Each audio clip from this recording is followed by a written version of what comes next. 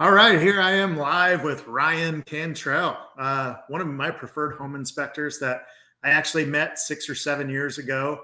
Um, Kind of in a unique way. I'll let him tell you the story because it's a great little marketing piece that got me his business, has kept me as a client because of what he does for our clients. You know, he does an awesome job. He's very thorough, but he doesn't scare them with the reports. I think that's the biggest thing for me is I get a really good feeling when I Ryan out there and he's talking to my buyer or seller that he's going to explain things concisely, detailed enough, but not enough to scare him away. But I'll let Ryan tell you his story and background a little bit, and we'll fire some questions at him, and we'll go from there. Ryan. Well, thanks. Yeah, absolutely. Well, thanks for having me. Yeah, we were just talking for a minute here before we went live, and I was telling Aaron, for all of you who are watching and listening, sometimes in an industry, your lack of knowledge or your lack of knowing the way things are benefits you. So my background was in education. I was a teacher, a coach, and then I worked my way into administration. And after about 6 years of administration, I just kind of had enough. I had started doing home inspections just on the weekends and the sides and during the summer. And, I could see that it was starting to take off. And so as I was starting and building my business and I was leaving education, I didn't know any better. I looked up on Zillow, top ranked realtors in my area. Now I was already going to open houses on the weekends. I was introducing myself. I was putting on the uniform and the hat and pretending like I was already coming home from an inspection when I had already looked them up on realtor.com to see when they were going to be there. I had done all of that and it was getting me business. But I looked up Aaron's information on Zillow because he had a few ratings and high rankings. And I just literally had some stationery with my name and my company logo. And I wrote a handwritten letter just letting him know that at that time, I had had a few Google reviews. I had started to do some videos at that time on Facebook. And hey, check me out. I'm here to help you. I've got an attention to detail, but like Aaron said, I'm out for your best interest and the clients and helping educate them on the house. And using my education background, I just basically was being myself, being upfront and honest. And I am all about having the client, having a client experience that's kind of second to none. There's a lot of home inspectors out there that are really just out to try to prove how much they know. And if you're out there to try to prove to people how much you know, it doesn't resonate. You're not going to be able to get that rapport with people. And so anyways, long story short, I wrote Aaron this handwritten note, went to the post office, bought a book of stamps, and I mailed those things out to probably 25 or 30 realtors. And Aaron was one who actually called or texted me the next time he had a client that was looking to need a home inspection. And that started our relationship, which is built throughout the years. And we're still working together and we're here today. So yeah, we have similar backgrounds too. I was in education and a coach as well. And so that kind of fit. And we approach business the same way, as from the heart of an educator, not just telling them what to do, but educating them on the process and what they're seeing and doing. And then obviously the client experience is the most important thing. Not just customer service, but customer experience, I think is absolutely huge. Yep. So let's kind of go into a little bit of the nuts and bolts on a home inspection for a buyer. Buyers are the ones that are typically doing the home inspection. What are the prime things that they should be looking for on an inspection report to signify if that property is good or needs some fixing? Yeah. Absolutely. Well, and you've been there and you've seen me kind of do my debrief. I always invite clients to meet me the last 30 minutes of the inspection to basically kind of go over the findings. And the first two things that we always talk about here in North Texas are foundations and roofs. Obviously, you want a stable and a good foundation. A little bit of insight for those of you who are looking or watching, and if you're a realtor walking up to a property, if you ever see a square concrete patch, maybe around the exterior, maybe you see it right there off of the garage, it's had previous foundation repair before. And that's not always a bad thing, not at all. That means somebody took care of an issue or a problem. But foundations are absolutely one of the most important things when looking at buying a property. Is the roof insurable? As inspectors with TruVision Property Inspections, we make it a point to walk every roof. Walking the roof is going to get us as close as we possibly can to see the age, the wear, the granular loss, what kind of hail impact, if any, because we do have hailstorms, obviously, here in North Texas. And so those are probably the two most expensive items. And so those are the ones that we pay attention to the most when talking with our client about those things.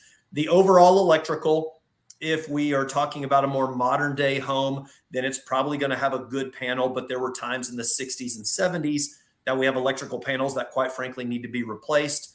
And then obviously, how old or how new is the HVAC equipment? That's your heating and your air. Is it functioning? Is it operating?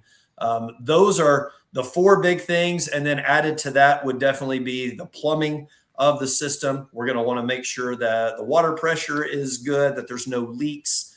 We also do a thermal imaging scan to ensure and make sure that there's no leaks kind of behind walls or areas that we can't see.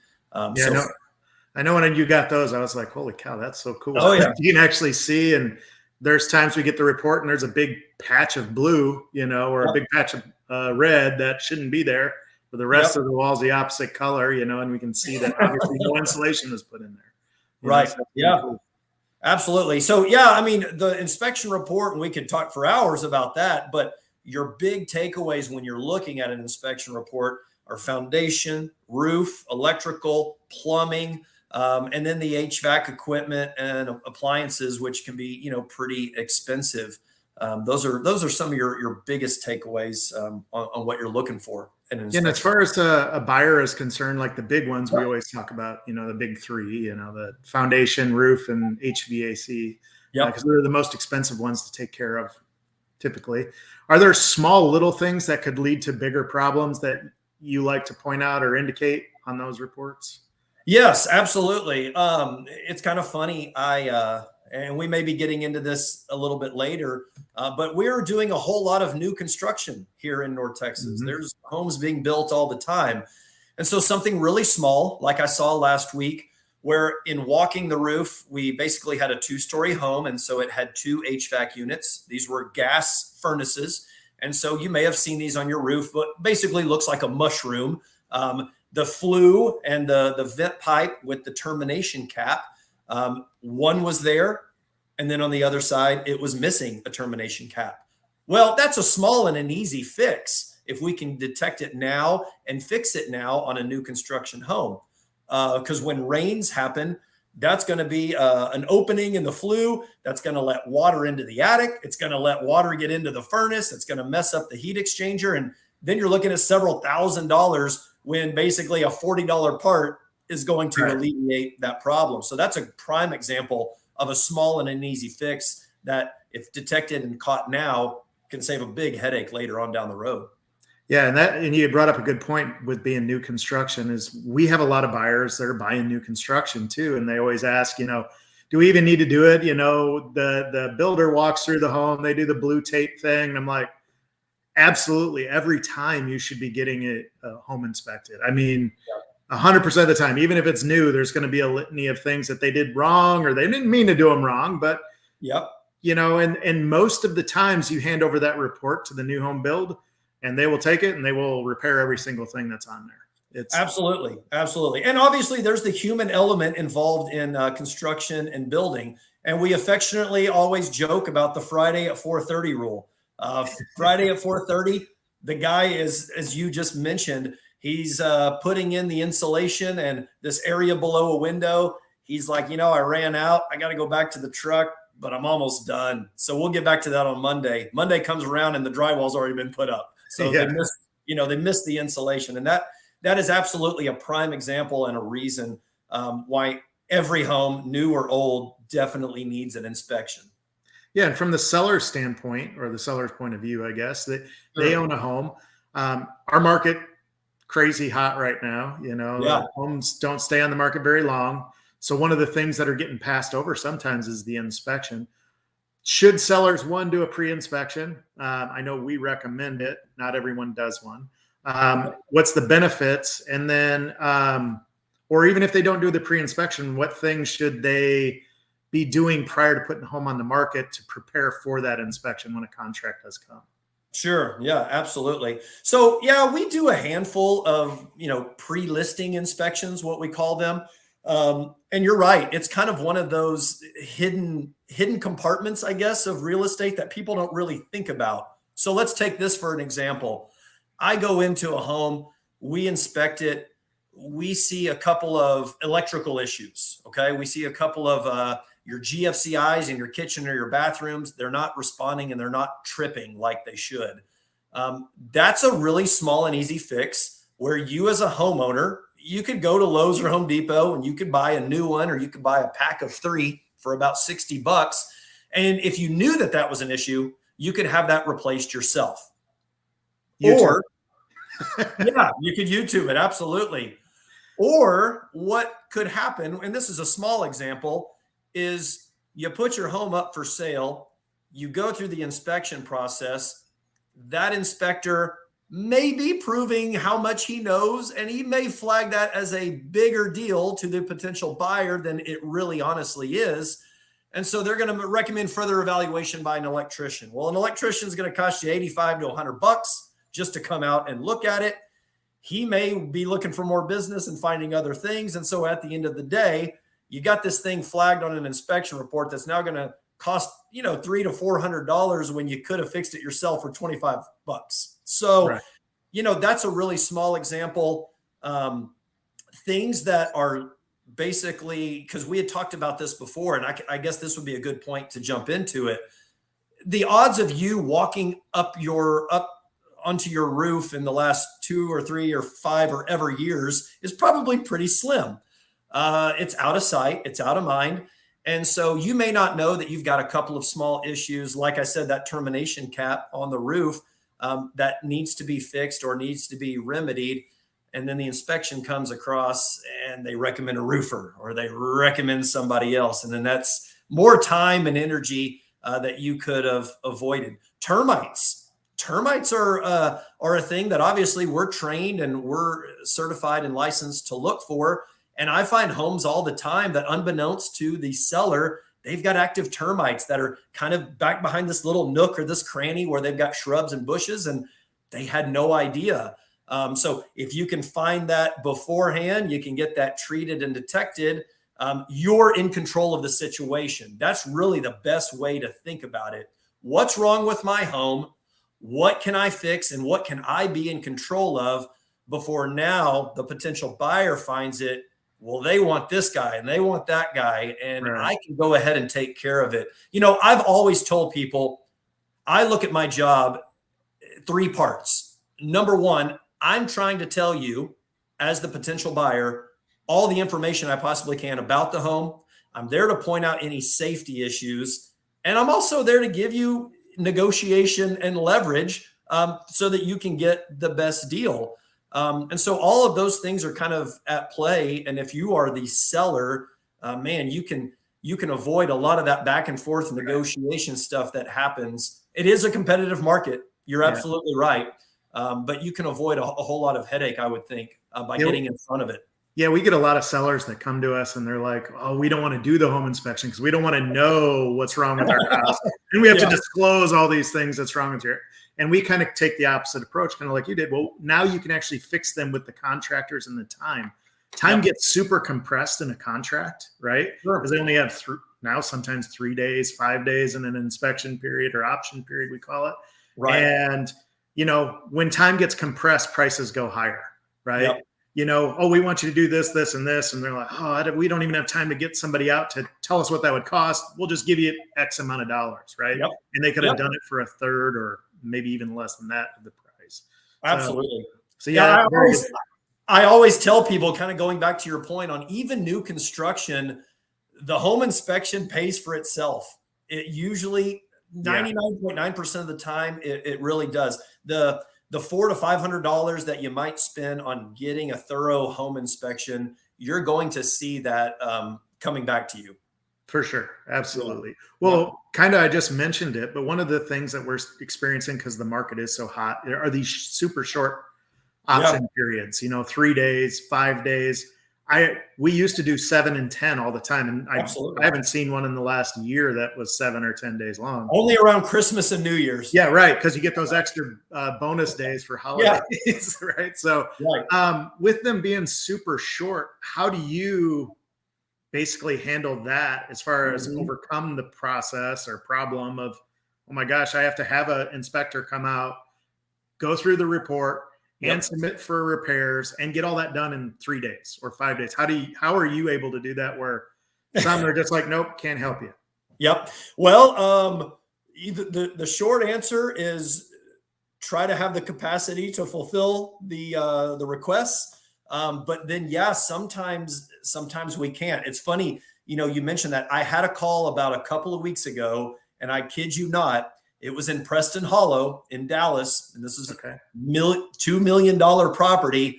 They got into a 24-hour, a one-day option period, and that was on a Saturday afternoon. They had to have it done by Sunday, and unfortunately, we couldn't fulfill it. I don't know if they found somebody or not, but that's how crazy the market is. But to answer your question, we try our best. We try our best. There are 3 of us here at TruVision Property Inspections, and between the 3 of us, within hopefully a 24 to sometimes 48-hour turnaround, we try to fulfill as many of those obligations as we can. The long and short of it is, unfortunately, sometimes we can't because the market is so crazy. Sometimes we are booked out a full 3 days and we just can't. And so that's where it's good having a network of people that you know and you trust, guys that I would even have inspect my home if I was buying it. And so I can always be a resource to people and reach out and say, hey, if I can't get to it, then we want to put you in good hands with somebody who can. But the other part of that is you do need a timely response. And so getting those reports back and finished and done the same day is critical. It's crucial. So kind of going back to what I said earlier on, we may schedule an inspection. They call us on a Monday, say, we got a 3-day option period. It's got to be done by Thursday. Well, hey, we can get you done Wednesday morning. We schedule it Wednesday from 9 to 12. And we say, come meet us around 11:30. Meet us the last 30 minutes. And we'll go over the main highlights. And let's say it's a 1985 house. And we may have 3 things that are kind of highlights that we want to make sure go over. Right then and there on Wednesday afternoon, like you said, they're probably going to get on the phones and say, we need an HVAC technician to come check out this furnace because it's not heating and it's not functioning and working properly.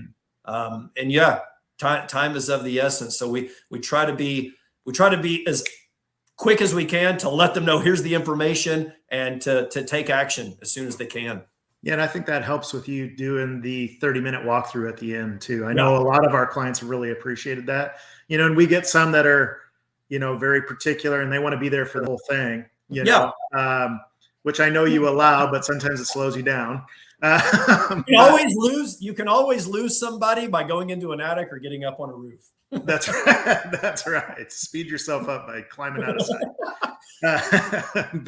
sight. So we always enjoyed that 30 minutes because then it's less pressure on us to have to dictate through the entire report. And, we'll call you too, and say, hey, we see this and this. Are you agreeing that these are the best things for us to approach the seller with of needing to be done? And I've always appreciated that candor from you as well too. So, I appreciate that. So one thing that I always tell my clients, and I say it kind of tongue in cheek and joking, but it's the actual truth.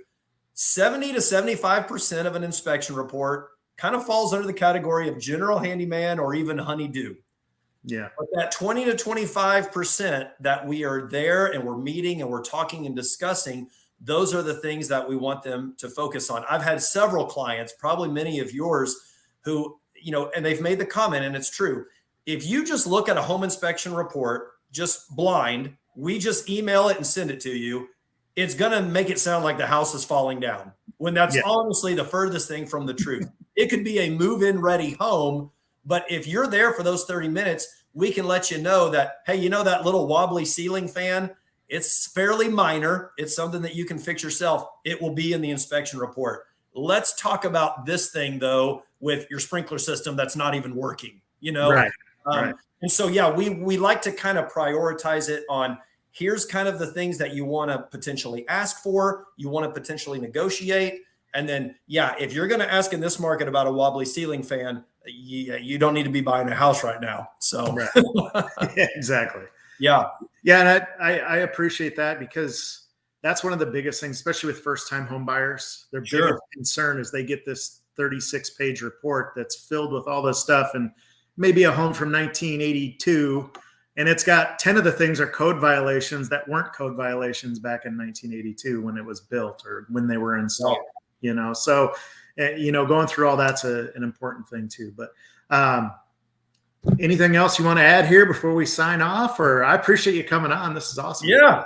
Yeah, no, absolutely. Absolutely. Yeah. I was joking about it with you, earlier. If you start getting me talking down a certain bunny trail, I can go on down that. So hopefully we've covered some stuff that will help your audience and help those people who are watching or listening.